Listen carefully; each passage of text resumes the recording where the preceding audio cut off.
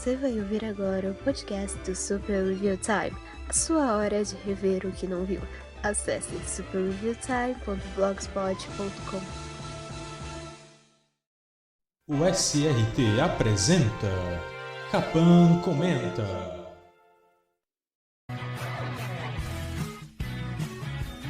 Hello, I'm Shawn Michaels and you're listening to the Super Review Time podcast. Olá e sejam bem-vindos a mais um Capan Comenta do Super Review Time. Eu sou o Capan Katsuragi do Super Review Time e hoje nós temos uma edição especialzinha de a Disney desesperada, né? Porque é realmente isso que está acontecendo. A Casa do Rato está oficialmente entrando em parafuso e Bob Iger está a caminho de se tornar o próximo Michael Eisner, no sentido de que ele também vai ficar careca de tanto arrancar os cabelos da cabeça. Então, como você deve ter notado, a cultura pop meio que morreu de, digamos, 2 anos pra cá. Né? Foi uma morte lenta, vem definhando, mas assim como a cultura de maneira geral, não só a cultura pop, mas o nosso dia a dia, as nossas rotinas, a tecnologia vai se aprimorando e tudo vai ficando cada vez mais rápido.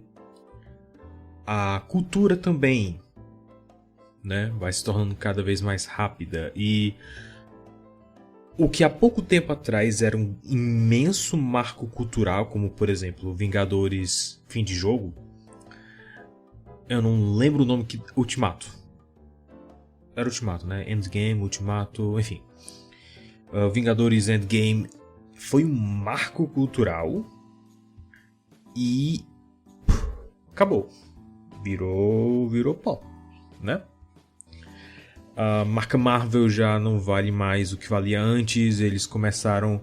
Eles apostaram agora em personagens mais recentes, mais novos, ao invés de rebootar o que já existia, sabe? Fazer uma coisa parecida que fizeram nos quadrinhos.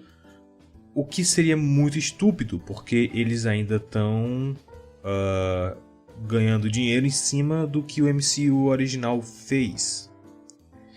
Né? Eu já entrei logo no assunto hoje, né? Eu nem fiz uma abertura gelada, como dizem, né? Mas é porque, sei lá, eu acho que é parte da situação, é parte da minha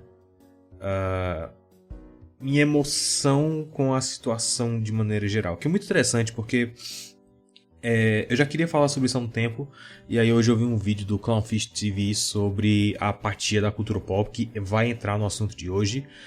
Eu tô com um artigo do Variety sobre isso, e é engraçado que num dos artigos relacionados, populares, tem Denzel Washington diz que não assiste mais filmes, né? Ele não vai pro cinema, está cansado de filmes.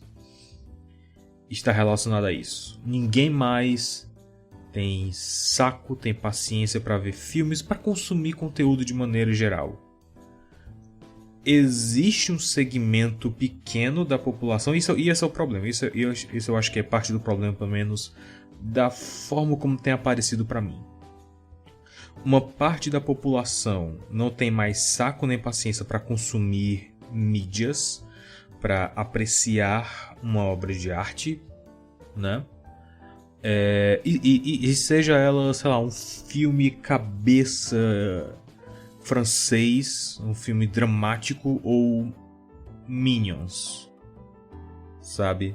Ninguém mais tem paciência. O pessoal quer, como o Red Letter Media colocou há muitos anos atrás, né, num dos sketches deles, consuma o produto e fique excitado para o próximo produto. É basicamente isso.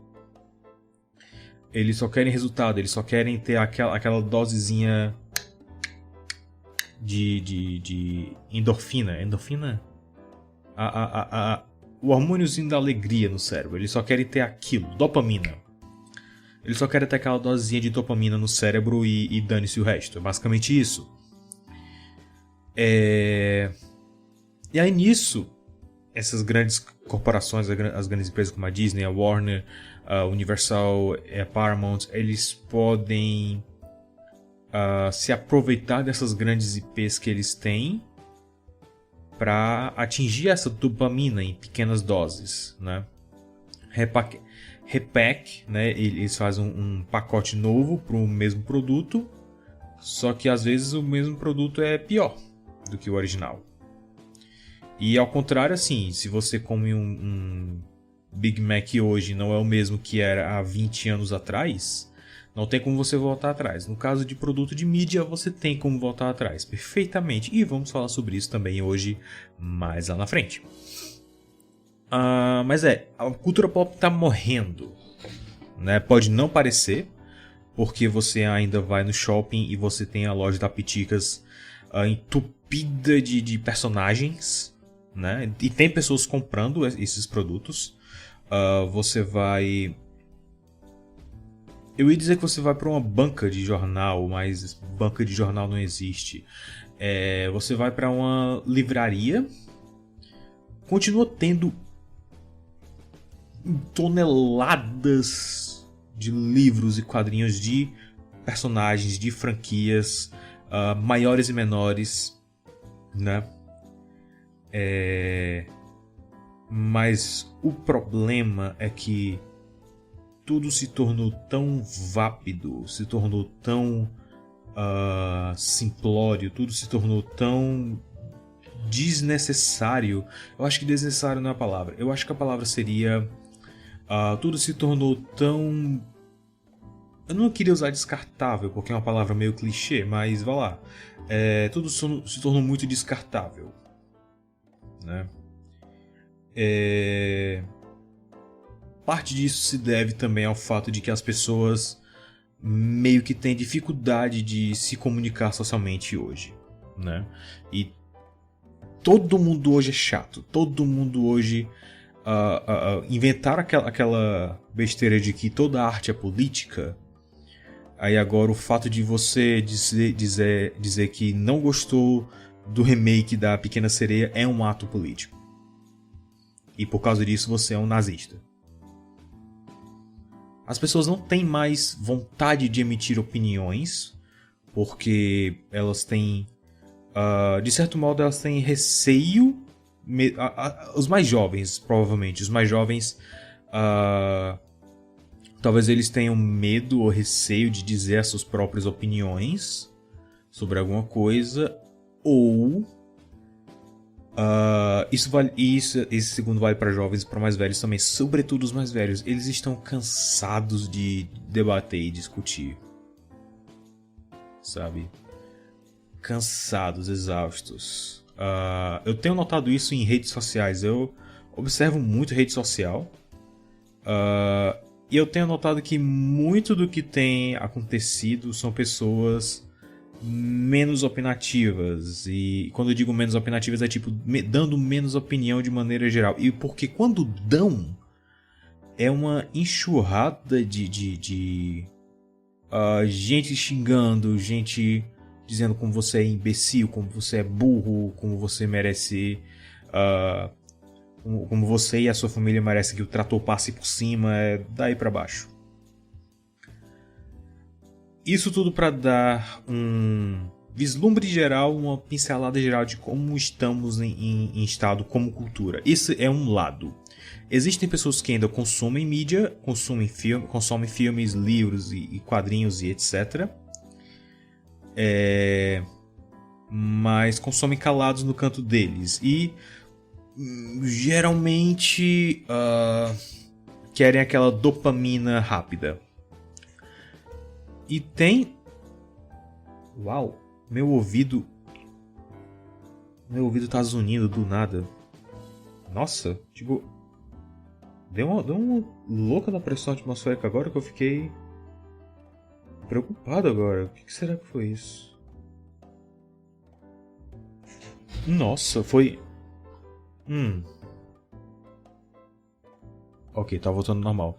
Eu literalmente não faço ideia. É como se fosse, tipo, num átimo de segundo tivesse passado um jato supersônico só de um lado na minha cabeça e meu ouvido direito ficou zunindo, mas agora parece que voltou ao normal. Até beber uma água que depois dessa. Pode ter sido o meu treino de pilates que foi muito puxado hoje. Literalmente, eu não tava conseguindo digitar hoje. Tinha que digitar umas coisas. Hoje eu digitei no celular com o microfone do celular. Eu tava ditando porque eu tava muito... meu braço tá doendo um pouquinho, é sério. Enfim. Onde é que eu tava? Sim. Tem o outro lado do espectro, né, que é o outro extremo. São as pessoas que querem aquela dopamina lenta, que são as pessoas... eu amo livros, eu amo escrever, eu sou analógico, eu sou diferentão e blá blá blá. Só que, primeiro, essas pessoas acabam se tornando muito irritantes. Isso que eu tô descrevendo é basicamente o Twitter e o Substack, né? O Facebook tá no meio termo aí. Eu diria, Facebook e Instagram tá no meio termo. O Instagram um pouco menos. O Instagram tá mais pro Twitter. O Threads e o Blue Sky eu nem piso, porque assim, eu ainda tenho alguma decência no meu corpo, né? Mas essas redes que eu visito ou são dois extremos muito grandes, ou são pessoas que querem a dopamina o mais rápido possível e querem brigar e querem tretar e querem emitir as opiniões mais controversas possíveis só para ter algum engajamento e ter a notificaçãozinha no celular. Junto disso, tem as pessoas que só querem estar lá olhando e lurcando e vendo o circo pegar fogo, porque é o equivalente ao programa do Ratinho de hoje, considerando o fato de que o programa do Ratinho ainda existe, mas tudo bem, a gente tem essa vontade de ver treta, né?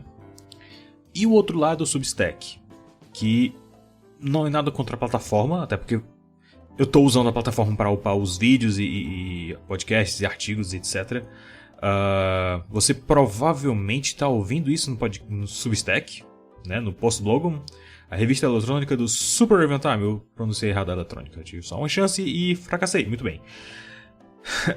Mas não é nada contra a plataforma em si. Eu amo a plataforma, eu recomendo para todo mundo que quer criar conteúdo, seja profissionalmente ou por hobby, porque embora ainda seja muito incerto, porque nada na vida é certo, mas eu ainda confio mais no Substack para armazenar o conteúdo que eu faço, né, do que no YouTube. Fora que o Substack é muito completo, né? Você pode fazer vídeos, artigos e áudio. É muito completo. Eu diria que é o mais próximo que um blog perfeito seria. Tipo, eu acho que não fica melhor do que isso, né? Mas a comunidade é tão irritante. Jesus Cristo. A comunidade do Substack é basicamente um monte de aspirante a bibliotecária, e não bibliotecária de verdade, bibliotecária romantizada, né? Que é tipo, eu amo livros e amo ler e amo escrever e me transportar para outros mundos e tal, sabe? É uma eterna quirky girl, sabe? Você sabe o tipo. E é meio irritante, sabe? Não é nada contra esse tipo de pessoa também, mas quando você torna isso a sua personalidade inteira e você coloca isso da maneira mais snob possível na sua vitrine pessoal, eu acho que isso se torna um problema. Eu acho que esse pessoal romantiza demais o ato de apreciar a arte, às vezes, né? Tudo bem você dizer os benefícios, como é mágico e lúdico e whatever. Pessoalmente não é meu estilo de fazer isso, né? Não de maneira solta, né? Eu faria isso de uma maneira mais ordenada e com propósito, né? Mas eu não sei, eu sempre fui meio que ponto fora da curva em termos de rede social. Enfim. Isso tudo pra gente entrar no assunto de hoje. O assunto de hoje é sobre essa notícia recente de que a Disney tem um problema de garotos, e isso ecoa muito o começo dos anos 2010, ecoa muito os anos 80. Então, assim, como sempre, é um problema que se repete. Provavelmente a Disney vai se recuperar a longo prazo, mas eu acho muito difícil. Eu acho que assim, eles vão se recuperar de um jeito ou de outro, mas eles vão ter que dar muito mais esforço do que eles fizeram das outras vezes. Porque assim, nos anos 80 nós tivemos um problema em relação a público, né? Mas porque a percepção geral da Disney estava muito defasada. A Disney era muito mais conhecida por produções familiares, e isso de maneira geral, né? Não tinha assim um apreço artístico que se construiu ao longo dos anos, que a própria Disney começou a valorizar esse apreço artístico e histórico das suas produções, né? Mostrar, sei lá, making of, documentários e artes conceituais, sabe? E valorizar realmente o lado artístico dos seus produtos. Eles sempre valorizavam, e preste atenção no que eu estou dizendo, porque isso vai ser relevante para a minha conclusão. Eles sempre valorizavam mais o aspecto do produto em si, que era algo para a família, era algo mágico, que era algo que te transportava para outro mundo. Enfim, entretenimento, né? Mas eles sempre se colocavam como o entretenimento mais seguro possível. Isso causou um problema nos anos 80, porque a Disney começou a perder muito espaço no cinema mainstream, nesse sentido, né? Tanto é que a própria Disney, né, a Walt Disney Pictures, que na época era Buena Vista, se não me falha a memória, e eles renomearam para Walt Disney Productions depois de um tempo.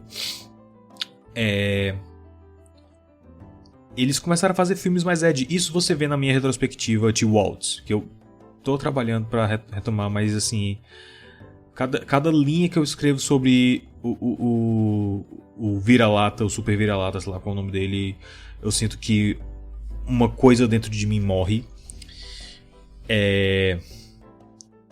Nessa época, eles começaram a fazer filmes mais edgy, filmes mais PG-13, sabe? PG-13, que seria tipo censura livre, mas assiste com os pais. 13 anos, mas assiste com os pais, sabe? Porque pode ou não ter cenas que podem ser um pouco mais violentas, um pouco mais intensas. E aí nisso a gente vê uma leva de filmes assim que houveram tentativas, como Condorman, que era um filme de comédia e espionagem, que eu particularmente gosto muito. Eu acho um filme muito interessante, mas aparentemente não teve o sucesso que precisava ser. Watcher in the Woods, que é fantástico, é muito bom, exceto pelo final, que é meio esquisito, e eles tiveram problemas com o final. Something Wicked This Way Comes também é muito bom, é uma experiência. Something Wicked é uma experiência. E aí a gente teve filmes como Tron, que fizeram sucesso, sobretudo porque ficção científica era um nicho que estava começando a crescer muito no final dos anos 70, começo dos 80, porque por causa de um pequeno filme independente chamado Star Wars, que você, como leitor inteligente do SRT, você sabe que Star Wars não é uma ficção científica, mas para o público geral não faz a menor diferença, né? Tecnologia é ficção científica. Não é bem assim que funciona, mas pro público, pro marketing, pros engravatados, não faz diferença. Raios, eu já vi quadrinhos do universo expandido de Star Wars sendo vendidos pela online editora, tipo lá em 2008, 2009. E eles eram classificados como gênero infantil, o que é um erro em pelo menos 3 níveis, mas tudo bem. Então assim, Tron fez um sucesso na época, pero no mucho. Tanto é que a franquia ficou dormente por uns bons anos, né? Durante deixa eu ver, de 82 para 92 são 10 anos, para 2002 são 20 anos. Ela ficou dormente por uns bons 20 anos, porque a gente teve Tron, e aí lá na frente, acho que foi bem depois disso, bem depois de 2002, a gente teve Tron 2.0, que eu fiz um vídeo resenhando no YouTube, no canal, né? E é um dos vídeos menos vistos do canal, mas eu gosto muito dele. Então assim, é uma franquia assim que com o passar do tempo, com a reprise na TV, com venda de DVD e VHS, foi ganhando público próprio, mas nunca fez aquele sucesso estrondoso que era pra ser. A gente teve também The Black Hole, né, o Buraco Negro, que eu não resenhei no blog, mas eu escrevi sobre o filme, mas o meu foco era escrever sobre a sequência em quadrinhos, que é bem mais bizarro do que o filme. E tem um final. Isso é uma coisa surreal. E é por isso que eu gosto tanto de fazer o SRTA ainda hoje. A gente tem o filme, que é amplamente conhecido. A gente tem a sequência, uma adaptação do filme em quadrinhos, que é diferente do filme. É baseado em versões mais primordiais do roteiro. A gente tem a continuação dessa série em quadrinhos. Só que o final dessa série em quadrinhos, e por tabela o final real de Buraco Negro, de Abismo Negro, sei lá como é o nome em português, só foi publicado no México e no Brasil. Isso eu acho fantástico, isso eu acho assim, surreal, sabe? E isso para vocês terem ideia do quão esquecida é essa franquia pela Disney. Eu acho muito difícil deles ressuscitarem, mas vamos ver na minha conclusão o que eu acho disso.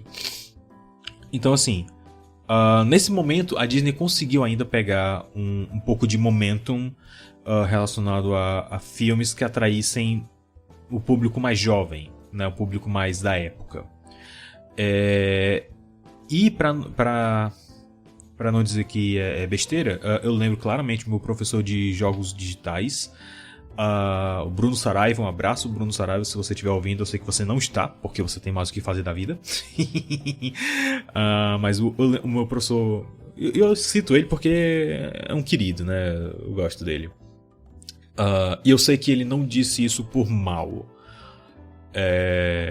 Em uma aula ele citou especificamente: vocês podem, para referenciar sobre esse tipo de conceito, blá blá blá, vocês podem assistir Tron, que apesar de ser um filme da Disney, é um filme muito bom. E eu lembro que inclusive na aula alguns alunos ficaram tipo: como assim, apesar de ser um filme da Disney? E eu, como na época já era o cara da Disney, eu fiquei: não, beleza, ele tá... Eu expliquei isso em voz alta pra eles, né? Não, beleza, gente, é porque a referência dele é diferente da nossa, tá? É tranquilo.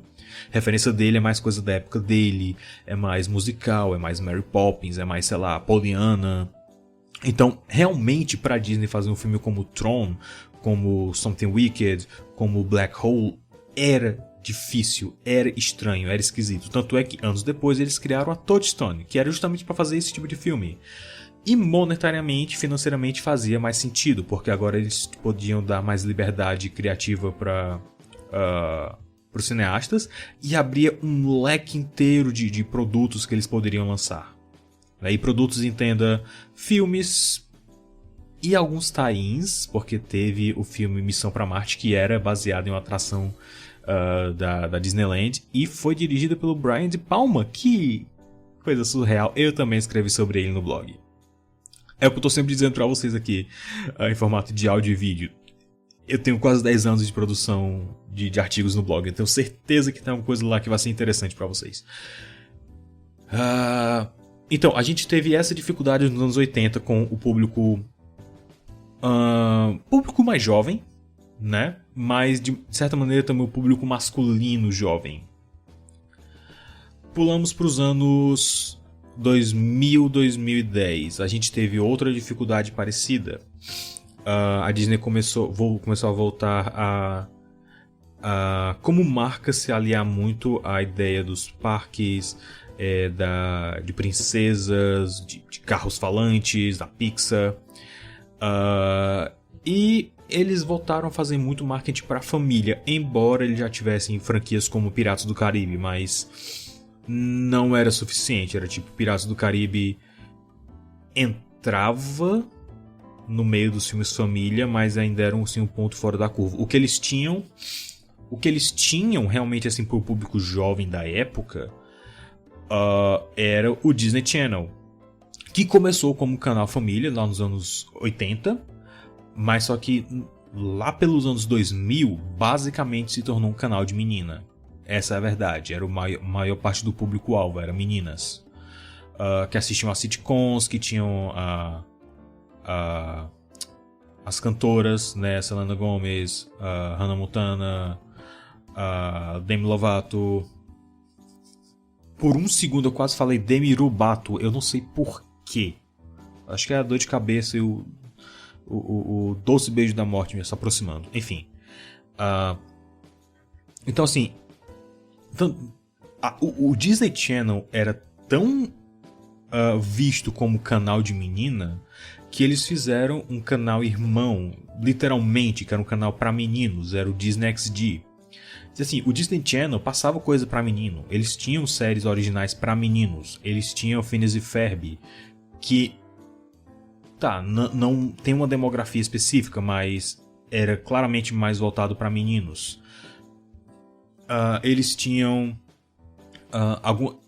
aqui lá tinha alguma reprise de alguma série mais tipo Aladdin e Hércules, embora depois eles foram chutados pro Toon Disney, que nem todo canal tinha. Então assim, de maneira geral era lá que passavam-se os longas da Disney, os longas tipo, sei lá, Lenda do Tesouro Perdido, Chicken Little, Bolt, Peter Pan, Aladdin. Então assim, o que ainda é surreal pra mim que Aladdin, em termos de marketing, é considerado um filme de princesa. Ou seja, até nisso eles nos roubaram.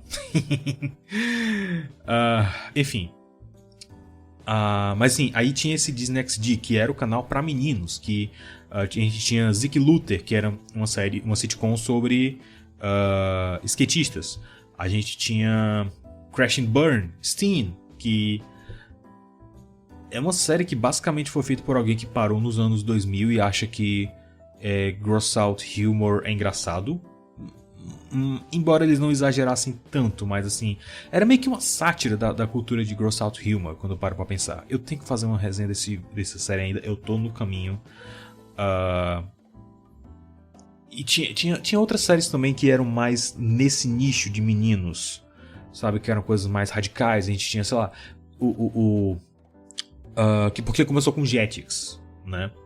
Que foi quando a Disney comprou a ABC, que veio de cabeça, veio de brinde a Fox Kids e a Saban.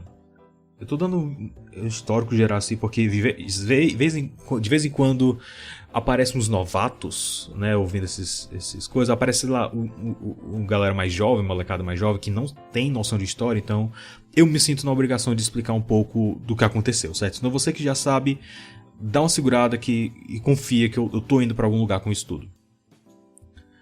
Sim, eles compraram, e aí tinha um canal na França, o Jetix, que agora de cabeça eu não vou lembrar exatamente qual é a história dele, mas a Disney também comprou, né? E aí eles rebrandaram todo o Fox Kids como Jetix e posteriormente como Disney XD. Então vai lá, herdou o público que assistia Super Esquadrão dos Macacos Robôs Hiperforça, assistia Yin Yang Yo, assistia Power Rangers, assistia Sonic X, esse tipo de coisa voltado para menino. Então o Disney XD herdou esse público e continuou com esse público. Ok, uma crise evitada, certo? Não necessariamente. Vamos para os filmes. A gente teve um filme baseado em contos de fada. Esse filme deveria ser perfeito, porque em termos de marketing, porque era baseado em contos de fada, que é o ganha-pão da Disney, vamos ser francos, pelo menos era até um tempo atrás. Deveria voltar a ser. Foi Oz the Great and Powerful, mas o protagonista era o próprio Oz, era um homem, e a história inteira era uma história de origem sobre o Oz. E era o James Franco, que a galera ainda lembrava da trilogia do Homem-Aranha, do Sam Raimi, que também dirigiu esse filme. E era pra ser um filme de fantasia mais... um pouco mais sombria, um pouco mais gótica, sabe? Um pouco na pegada ali de Alice do Burton, só que bom. E aí, beleza. Ok, estamos indo no caminho certo. É certo que Oz não foi lá essas coisas também, né? Eu não lembro qual é a reação da crítica, mas assim, nem de público, mas... Bom, a gente teve alguns produtos que eram basicamente Barbies, né? Eram bonecas penteáveis e etc. Então, eu presumo que o resultado em termos de marketing de mercado não tenha sido tão bom. Mas aí, para isso, eu teria que dar uma olhada um pouco mais aprofundada nisso. Mas aí tem uma franquia, alguém na Disney estalou os dedos e disse: caramba, a gente tem uma franquia perfeita para atrair homens jovens. É uma franquia de ação, de videogame, de tecnologia, tudo que essa molecada de hoje está antenada. Tron. E aí eles sumariamente ignoraram o Tron 2.0, que eu acho que foi um erro. Sobretudo considerando o filme final que foi, que, meu Deus, eu não gosto de Tron Legado, tá? Eu acho um saco. Eu acho assim, visualmente é legal, tem um filme bom querendo sair ali, a história, o plot no papel é interessante, mas é um filme tão sem sal, é um filme tão sem pé nem cabeça. Tem uns conceitos de ficção científica fantásticos que eu acho que foram melhor explorados do que em Tron 2.0, se me perguntar. Embora Tron 2.0 também faça umas coisas interessantes com o lance de pegar, transformar usuários em programas e aí colocar esses programas em robôs. Eu acho que isso dá margem para uma coisa interessante, mas a ideia que eles tiveram dos ISOs em Tron Legado é espetacular. Eu acho fantástica, é uma ideia bem anos 80, se parando para pensar, mas feita com a tecnologia de hoje, com conceitos tecnológicos da época. Eu acho isso muito legal. E tudo indicava que ia ser a próxima grande franquia de meninos da Disney. Tinha o filme, tinha uma série animada que era um prequel, né? Tron Uprising. E eu acho a série mais interessante do que o filme, não vou negar. Basicamente porque é uma história de Zorro, né? É uma história tipo Zorro. Literalmente o Zorro do Antônio Bandeiras, que é tipo o herói antigo passando o manto pro próximo herói. E treinando o próximo herói. Eu acho isso muito legal. Mas é tipo o Batman. Zorro é um tipo... O Batman é um tipo de Zorro, não me enche o saco. A gente teve jogos na época, jogos que inclusive complementavam uns aos outros. Se você for atrás de comentários de sites, de fóruns de fãs mesmo de Tron, deve ter em algum lugar uma cronologia bem bonitinha de como você joga cada um para encaixar numa história legal, numa história coesa, né, contínua. Teve quadrinhos que eu lembre, eu não lembro exatamente se os quadrinhos de Tron Legado são tipo adaptação do filme mesmo, se é material extra. Mas até aí todo mundo tava fazendo nessa época. Transformers fez isso, Piratas do Caribe fazer isso, enfim. Mas aí beleza, tá dentro do mercado que eles estão tentando alcançar. São homens jovens que gostam de quadrinhos, ficção científica, ação e etc. Aí olha só que engraçado. 2 anos depois de Tron Legado, a Disney compra a Marvel. Vou até beber água. Dá um golinho d'água aqui. Que isso? Parece um sangue aqui no canudo. Ok.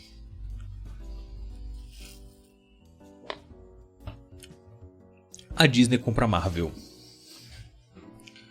Situação ligeiramente surreal, mas como eu mesmo pensei na época, faz sentido, porque a Warner é dona da DC.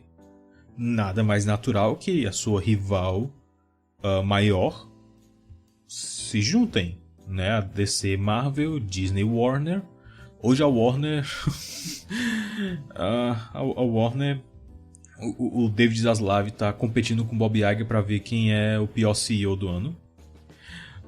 Acabei de ver a notícia que a Warner fez uma edição expandida em IA do Mágico de Oz clássico de 39 para Globosfera, sei lá qual é o nome daquele negócio. E eu não sou exatamente contra essa ideia, porém o Zaslav e outro executivo colocaram os rostos deles em alguns mannequins figurantes. Aí eu já acho demais. Se fosse, sei lá, o produtor do filme colocou o rosto do filho dele, sei lá, alguma coisa assim, é mais engraçado, é mais interessante, mais bonitinho, mas eu diria que é mais sincero, né? Enfim. Mas a Disney comprou a Marvel alguns anos depois. Foi 2012 mesmo, né? Foi 2011, 2012, foi uma coisa assim, eu lembro vagamente do dia. Não, pera, foi em 2009? Deixa eu dar uma olhada aqui pra ter certeza.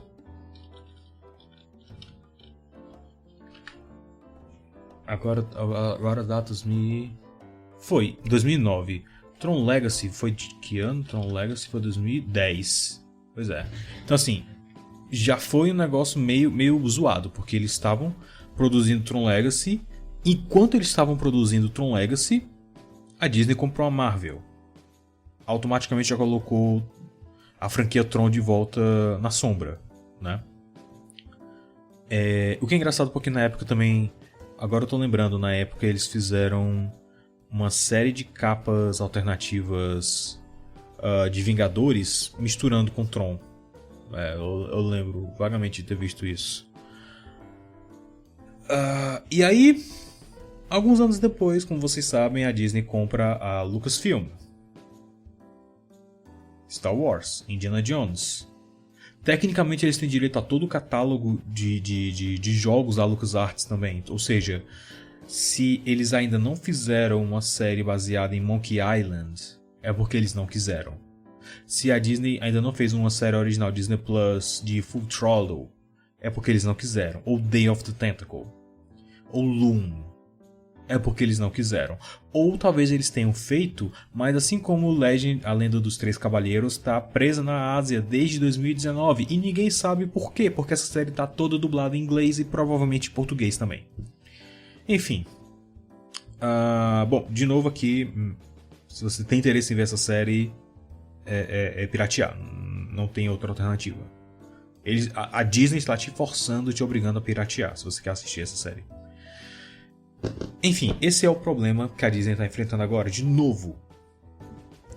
Porque um bando de incompetente que colocou uma guerra cultural vápida no lugar de agradar o consumidor fiel de anos, conseguiram matar Star Wars e a Marvel.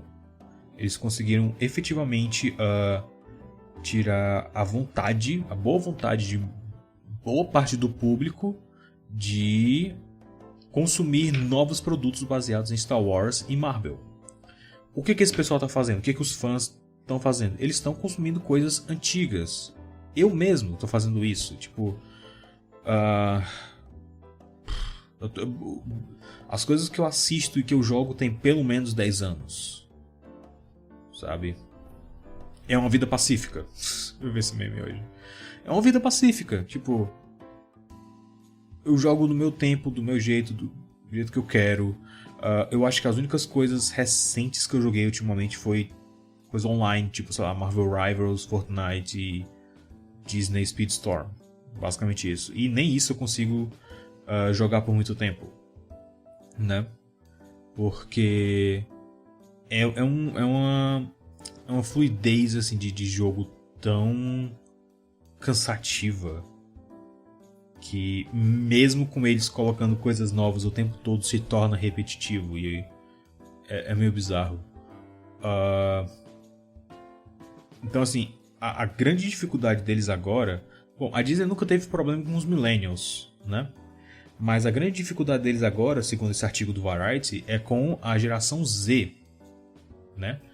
Porque, bom, Marvel e sobretudo Star Wars hoje são franquias de velho. Não tem um bom comparativo, assim, que seja 100% equivalente, mas seria como se você dissesse nos anos 2000 que você é um jovem fã de Flash Gordon. Sabe? É coisa de velho. Fantasma. Isso é coisa de velho. Você assiste o filme do Fantasma, porque, sei lá, tá passando no Cine Aventura da Record. Você conhece o personagem, mas você não tem interesse de ir atrás de mais coisas dele. É basicamente isso. Star Wars se tornou uma franquia de velho, né? Eles têm tentado fazer esforços para atrair o público mais jovem.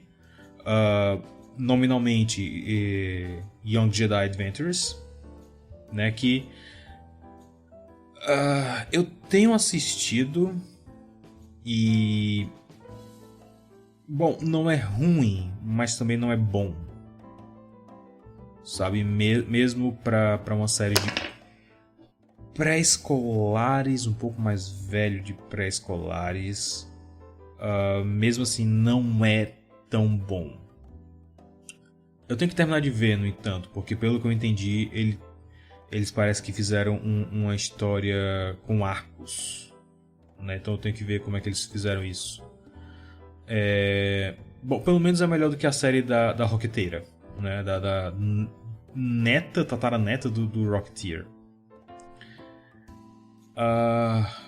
Mas os jovens assim, de 13 a 28 anos, uma pitomba. Geração Z não é 28 anos, nem a pau. Mas não é mesmo, pela madrugada. Eu diria que é entre 13 e 17, 18 anos, geração Z. Mas 28 não, 28 é millennium. Sou maluco. Tá, então o artigo diz aqui que basicamente esse pessoal que cresceu, teve seus anos formativos transformados pela pandemia da coronga, né? Bom, não os 4 meses que de fato teve a pandemia, mas sim 1 ano e meio de terrorismo psicológico. E eles têm alguns gostos muito específicos. Eles cresceram num mundo completamente diferente do que o pessoal da minha idade cresceu, por exemplo. E é bizarro, e é estranho, e se pra gente às vezes é difícil de entender eles, imagine pra um senhor de idade que passa o dia preso num cubículo ou em salas de reuniões chiques, tendo reuniões com acionistas e com produtores e etc, como por exemplo o Bob Iger. Imagine quão difícil é pro Bob Iger entender um jovem da geração atual, mesmo que ele tenha netos dessa idade, que eu acho que tem, não tenho certeza. Mas o negócio a Disney conseguiu, vai passar um avião, não tô nem aí. A Disney conseguiu matar até o chão Star Wars e Marvel. Isso é um feito. Você tem que se esforçar pra fracassar a esse nível. E tipo, eles já injetaram tanto dinheiro neles com o Campus Avengers, com a Star Wars Land, com tanta coisa que é muito, muito difícil deles retornarem. Por exemplo, Solo foi um bom filme. Solo é um bom filme. Solo é provavelmente o melhor Piratas do Caribe que a Disney fez desde Piratas do Caribe 2. Papo sério. Porém, porque ele veio depois de Os Últimos Jedi, que foi aquele turning point que todo mundo olhou e viu. A Disney não faz a menor ideia de como tratar essa franquia. As pessoas, de maneira geral, perderam totalmente a boa vontade com a Disney Star Wars. Eles conseguiram recuperar um pouco com o Mandaloriano, porque era uma coisa totalmente diferente em Star Wars, né? Era um faroeste espacial que, de novo, é o que é pra ser Star Wars. É uma aventura analógica, é um faroeste, é um filme de samurai, é um filme de cavaleiros medievais, é Rei Arthur e a Távola Redonda com uma roupagem espacial. É basicamente isso que é Star Wars. Não é complicado de entender, é complicado de executar. De entender, não. Pelo menos não deveria. Esse é o diferencial. É por isso que você não compara Star Wars com Star Trek, é imbecilidade. Como diria Howard Ashman, é um exercício em estupidez. É como se você quisesse comparar uma laranja com uma garrafa de Coca-Cola. Não é a mesma coisa. São coisas diferentes com propósitos diferentes. Mas enfim. E aí a gente perdeu de novo a boa vontade da Disney com Star Wars depois da terceira temporada de Mandaloriano. Quando eu vi que ia ter Jack Black liso, eu disse, não, meu Deus do céu, eles não podem fazer isso. Eles... Não dá pra engolir. Bom, tá certo que a maioria das pessoas, pelo menos as pessoas normais, as pessoas de bem, né, que ainda tem caráter, perderam a boa vontade depois da demissão da Gina Carano. E agora que eles querem fazer um filme do Mandaloriano e do Grogu, que eu acho um erro absurdo. Eu acho um erro absurdo, porque é basicamente transformar Star Wars em mais uma franquia tipo Marvel, que você tem que assistir trocentas coisas para se manter atualizado do que tá acontecendo. Cara, luta livre é uma forma de mídia que você tem que estar relativamente a par do que está acontecendo na história para poder assistir os episódios, os eventos. E ainda assim, eles têm a bondade, eles têm a cortesia de te explicar mais ou menos o que está acontecendo. Tipo, semana passada o Seth Rollins peidou na cara do Roman Reigns e agora o Roman Reigns aparece vestido de lagosta. Qual será o desafio que ele vai fazer? Por que ele está vestido de lagosta? Sabe, esse tipo de coisa. Quando você vai ver um evento ainda melhor, porque assim, vai ter a luta da Becky Lynch com a Bayley. E aí eles mostram clipes de tanto do que aconteceu nos últimos meses, nas últimas semanas, como se for relevante, eles mostram interações delas no NXT, em bastidores, há 10 anos atrás. Então assim, você vai começar a luta sabendo exatamente por quem está lutando e por que eles estão lutando. Star Wars não deveria precisar de ter uma recapitulação dessas para início de conversa. Isso é coisa de nicho, isso é coisa de universo expandido. Isso é uma coisa para uma mídia mais rápida e fácil de ser consumida, não e barata de ser criada, né? Quadrinho, livro, RPG, não uma série cujos episódios custam o mesmo que um filme. Isso não faz sentido, a conta não bate. Onde é que eu tava? Sim. Aí agora eles querem fazer um filme do Mandaloriano com o Baby Yoda. E aí a Disney já acelerou lá o processo com a Gina Carano, disse que eles vão se desculpar, provavelmente tá meio que, rumores indicam que tá meio que se encaminhando para isso, que eles querem voltar a trabalhar com a Gina Carano e blá blá blá. Provavelmente só pra colocar ela numa cena pós-créditos de Star Wars, porque eu não duvido que eles façam isso. E aí tem uma série inteira da Gina Carano pra pedir desculpas pra ela. Sabe? É basicamente isso que eu acho que vai acontecer. Mas, de novo, é a forma errada de lidar com essa franquia. Teve acertos. Star Wars Rebels, fantástico. Star Wars Rebels é provavelmente, arriscoso dizer, o melhor Star Wars que a Disney já fez. Isso porque eu tava muito cético quando saiu, tipo, uma série de Star Wars assim, como um desenho de sábado de manhã, eu não sei se eu engulo, sabe? Mas quando eu assisti, uou, é muito bom. Não que Star Wars não tivesse tido séries de sábado de manhã antes, mas eram séries mais episódicas. Era a série dos droids, era a série dos Ewoks. Clone Wars também era episódico. Rebels, eles tentaram contar uma narrativa longa, né, como se estava fazendo na época, inclusive, como era o estilo da época. Então, ok, teve um acerto, teve alguns acertos. Skeleton Crew é legal, é muito legal, eu gostei. Eu teria que ver de novo porque a primeira vez que eu assisti eu estava mais incomodado porque a imagem no desktop estava uma merda, porque o Disney Plus decidiu que mesmo eu pagando eu tenho que ter uma qualidade de imagem ruim, então da próxima vez eu vou assistir pirateado, né, já que eles me forçam. E aí assim, eles estão tentando voltar para esse público, mas esse público já foi perdido nessas franquias. Qual a estratégia deles agora? Bom, supostamente Piratas do Caribe 7, sei lá, tá em produção, mas nada oficial ainda. Se me perguntar, eles deviam ter rebootado Piratas do Caribe totalmente. Aproveitado que teve uma Mansão Assombrada nova, um filme novo da Mansão Assombrada, e fazer uma ligação com a Mansão Assombrada, e aí faz o universo cinemático dos parques. Só tira Jungle Cruise porque tem um personagem do alfabeto lá e... Bom, não é um filme bom de qualquer jeito.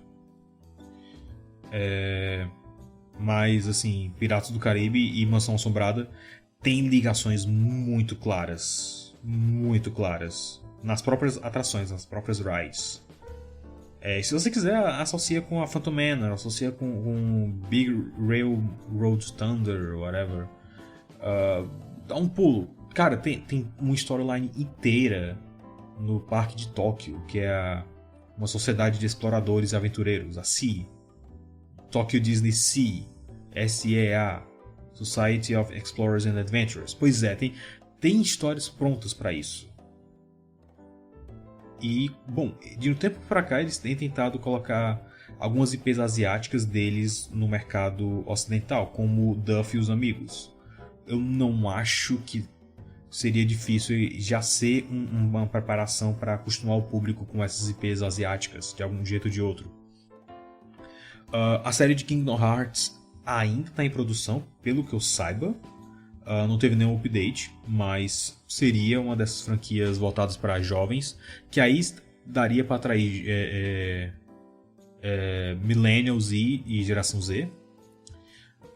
Eles vão fazer uma série baseada em Twisted Wonderland, que é baseada numa história em quadrinhos, que é baseada em um jogo para celulares, que é basicamente uma visual novel, onde você é um estudante na academia de feitiçaria, eu acho, e os dormitórios são representados por vilões da Disney, e você pode escolher alguns personagens para namorar, personagens que são baseados nos vilões da Disney. É um jogo japonês. Mas o que eu acho mais fascinante de toda essa situação,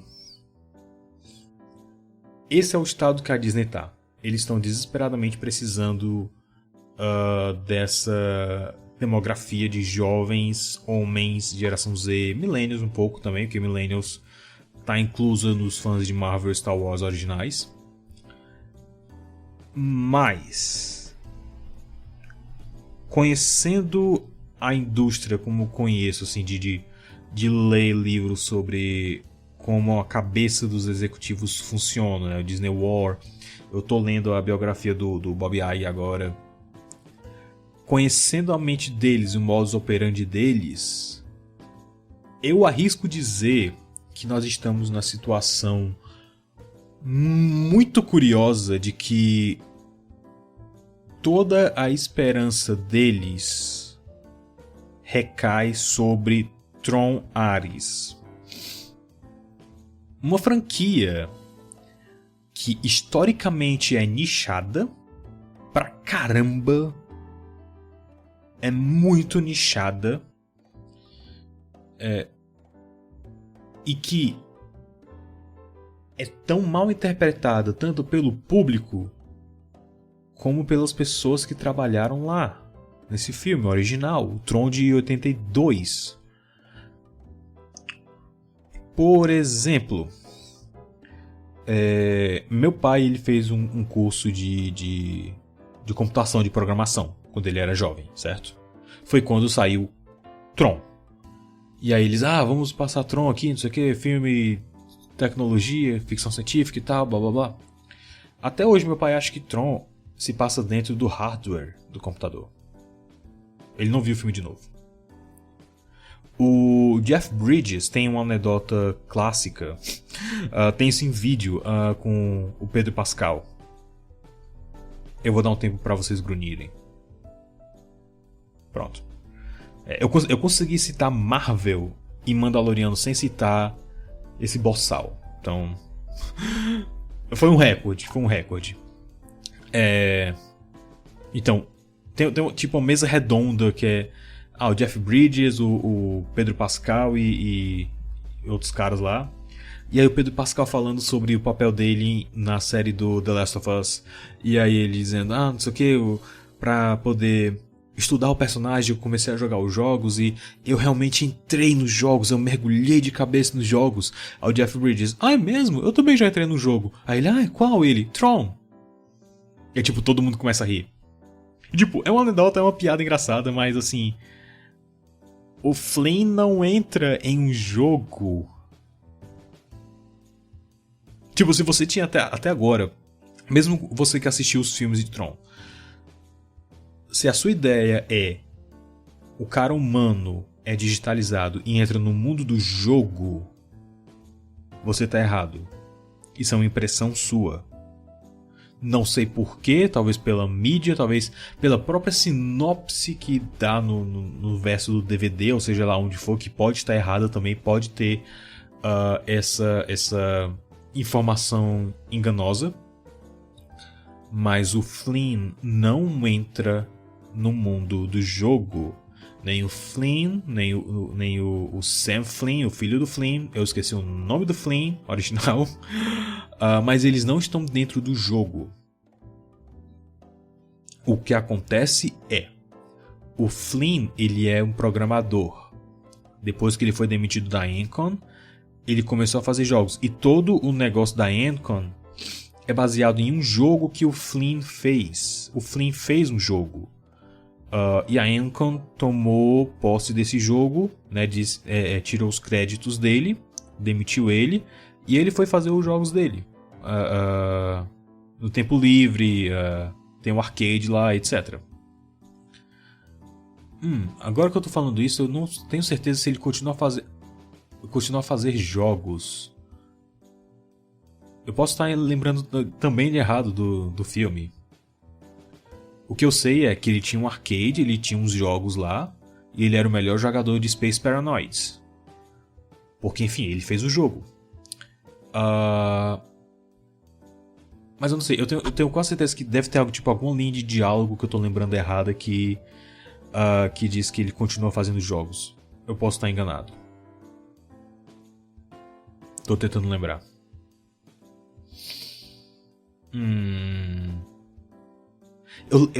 Eu tô lembrando de que ele roubou, quando ele foi demitido ele roubou algum equipamento que era da Encon. E talvez por isso esteja deduzindo que ele continua a fazer jogos. Mas enfim, o importante é, toda a história de Tron é porque ele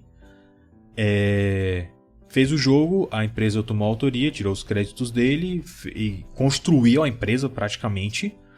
E ele não ganhou um centavo disso.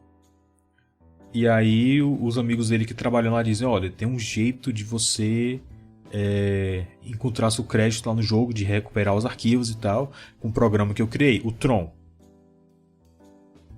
O Tron é um programa de recuperação de dados. O Tron é basicamente o Secleaner, Que não é CCleaner, é CCleaner, mas enfim. Se eu dissesse CCleaner, vocês não iam saber que programa é. Mas é um CCleaner da vida. É um programa de restauração de dados. É um Ghost. É um Ghost. Ele é o Tron. Eu acho muito legal isso, cara. Que assim, quando a gente pensa em Tron... Eu tenho um Funko Pop do Tron. Eu gosto de Tron. Eu amo o Tron. Mas quando você pensa em Tron, você pensa, é o herói, é o super-herói, é o cara que joga os discos e mata os vírus. Não, ele é basicamente um mecanismo de busca de arquivos mortos. Eu acho fantástico isso. Enfim. E aí o Flynn invade lá, os amigos dele ajudam ele a invadir a empresa. Ele pega lá um computador pra buscar os arquivos lá dele, né, ativar o programa Tron. E aí o programa principal, né, o Main Computer Program, que chamam MCP, ele descobre que o Flynn tá lá porque ele criou consciência própria. Isso é interessante porque os ISOs são basicamente programas que se criaram sozinhos, então tem uma ligação aí tecnológica. E ele não pode descobrir isso, blá blá blá. E aí ele digitaliza o Flynn para dentro do computador. O filme Tron se passa dentro do computador, não dentro do jogo. Mas o que acontece? Dentro do computador, eles têm os jogos, eles têm tipo um coliseu. É isso que o Flynn participa. E a iconografia que eles usam é baseada no Space Paranoids, basicamente, que o Flynn fez. É basicamente isso. Então, assim, E até isso, pra vocês verem como o Tron é um filme confuso.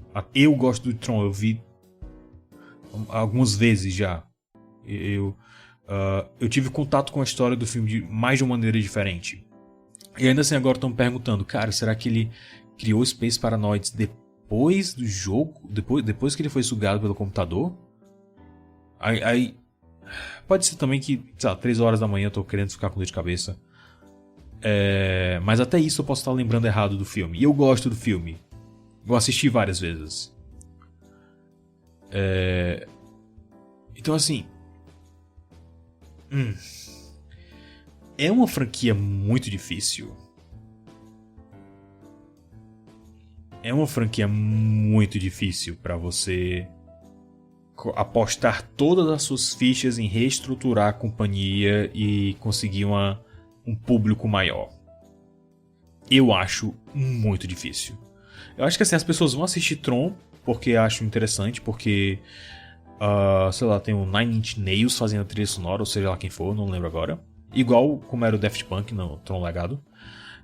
O Jared Leto tá produzindo o filme, e basicamente esse filme só existe por causa dele, porque ele botou o negócio pra frente, e ele que fez o pitch. Cara, eu sou muito fã desse filme, eu quero fazer esse filme. Só que aí até ele tá com algumas acusações que podem fazer ele ser cancelado, socialmente ou juridicamente, eu não tenho certeza, porque eu realmente não tô a par da situação. Mas já é um burburinho negativo o suficiente.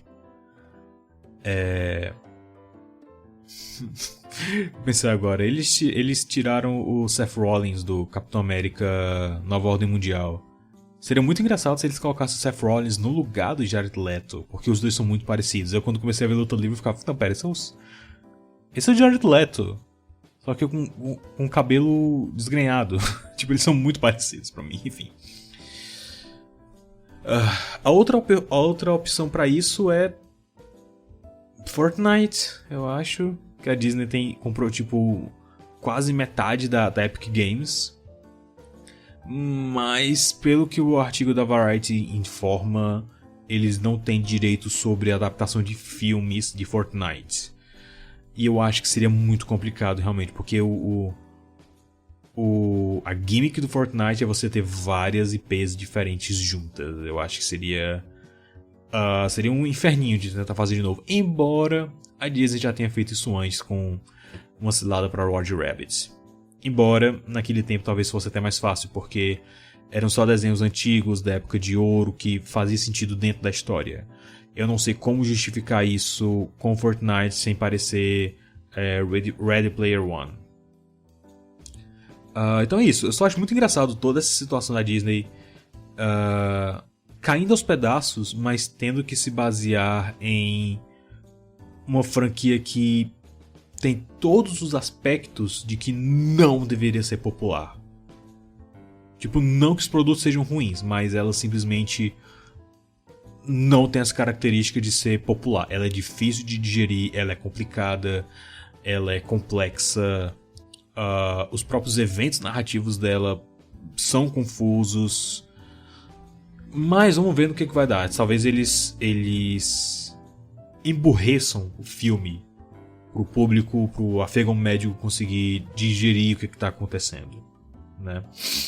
Eu não sei, como nesse filme os programas vão invadir o mundo real, talvez seja mais próximo de um filme de ficção científica, de ação comum do que um Technobabble que era o Tron original, ou uma coisa extremamente sem sal e... Bom, se você tiver acordado durante o filme, você vê, esse conceito é legal, pena que tá nesse filme e não no filme melhor.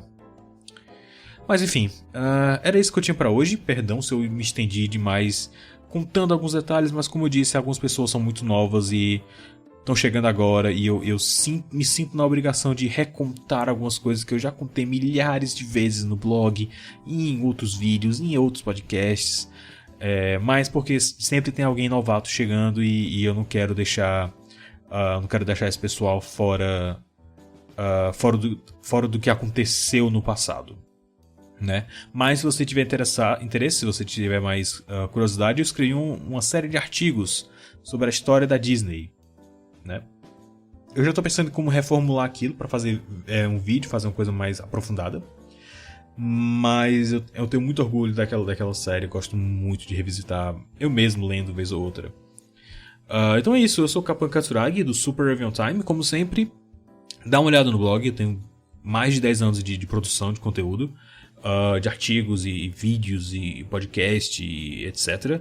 Dá uma olhada, eu tenho certeza que vai ter uma coisa que vai puxar o teu interesse. Seja por ser uma resenha de alguma coisa mais recente ou de ser uma coisa obscura, que geralmente é o que eu mais me divirto fazendo. Interage com esse vídeo, com esse podcast, ou seja lá o que for, a plataforma que você estiver vendo, dá um joinha, dá like, compartilha, comenta, eu não sei que plataforma você está ouvindo isso, mas seja onde for, interage com esse conteúdo, não por mim. De novo, você não me conhece, talvez você tenha chegado agora. Se você chegou agora, seja bem-vindo. Já ia dizer parabéns. Seja bem-vindo, tem pão de queijo na geladeira. Mas você não me conhece, você não sabe quem eu sou. Mas se você genuinamente gostou, interage com esse conteúdo, porque o algoritmo seja lá onde você estiver ouvindo isso, vai entender, ok, esse usuário gostou disso aqui, vou mostrar mais disso para ele. Então, interage o máximo possível que você, ou quanto você queira, não sei. Compartilha também, isso conta como interação. O algoritmo vai entender que você gosta desse tipo de coisa. E é isso.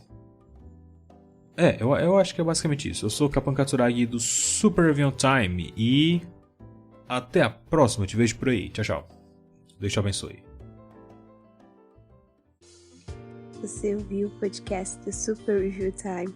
Para mais resenhas e vídeos de coisas semi-obscuras, acesse superreviewtime.blogspot.com.